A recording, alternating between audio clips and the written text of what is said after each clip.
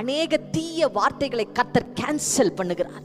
உங்க தலைக்கு மேல பேசப்பட்ட சாப வார்த்தைகள், இவன் உருப்பட முடியாது, இவன் வளர முடியாது, இவன் குடும்பம் நல்லா இருக்காது, இவன் சண்டை போடுறதுக்கு தான் லாய்க்கு, இவன் சம்பாதிக்க லாய்க்கு இல்லைன்னு என்னென்ன வார்த்தை உனக்கு விரோதமாய் இந்த உலகம் பேசி இருக்கிறதோ, கர்த்தர் அவைகள் அனைத்தையும் இன்றைக்கு கேன்சல் பண்ணுகிறார்.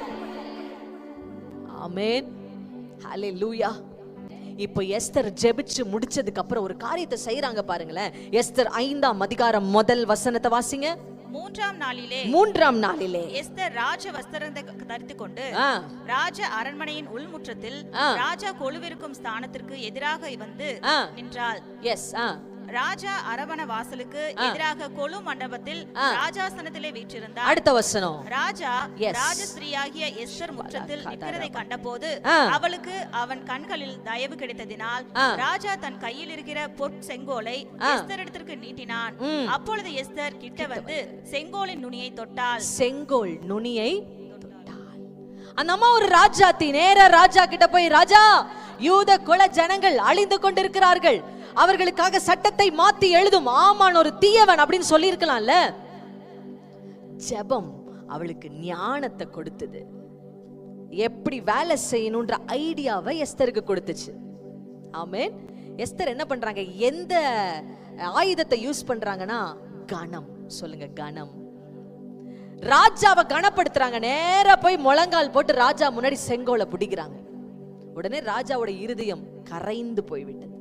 ஏன்னா இது வரைக்கும் எந்த ராஜாத்தையும் அப்படி செய்தது இல்ல. இப்ப அந்த அம்மா என்ன தெரியுமா பண்ணுவாங்க? 3வது வசனத்தை வாசிங்க. ராஜா அவளை நோக்கி, எஸ்தர் ராஜாத்தியே, இப்ப என்ன வேணும்னு கேக்குறாரு. இப்ப 4வது வசனத்தை வாசிங்களா, இங்கதான் விஷயம் இருக்கு. அப்பொழுது எஸ்தர் ராஜாவுக்கு சித்தமானால் நான் தமக்கு செய்த விருந்துக்கு ராஜாவும் ஆமானும் இன்றைக்கு வர வேண்டும் என்றால். சாப்பிடுறதுக்கு கூப்பிடுறாங்க அந்த அம்மா. சாப்பாடு ஒரு சூழ்நிலையை மாத்த முடியுமா? இததாங்க ஜெபம் செய்யும்.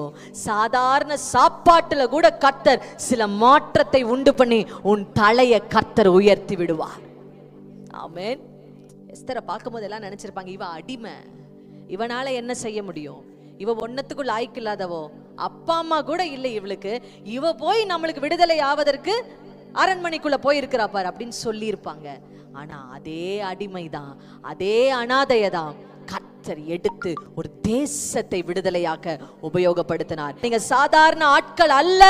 உன் குடும்பத்துடைய தலையெழுத்தை மாற்ற கர்த்தர் உன்னை தான் பிரித்து எடுத்திருக்கிறார்.